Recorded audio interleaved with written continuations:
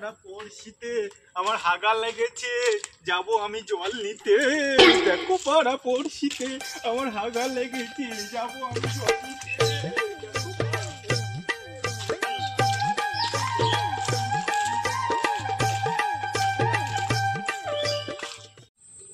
দেখো পাড়া পড়শিতে আমি হাগতে যাব, লেগেছি আমি জল নিতে। দেখো পাড়া পড়শিতে আমার হাগা হাগা লোকের পিছন দিয়ে বেরায়, তোর কোথা দিয়ে বের করতে হয় আমি দেখছি। পুরে সর্বনাশ, পুরো প্লাস্টার করা জায়গা। পায়খানাটা খুব সুন্দর পায়খানা হবে আজকে।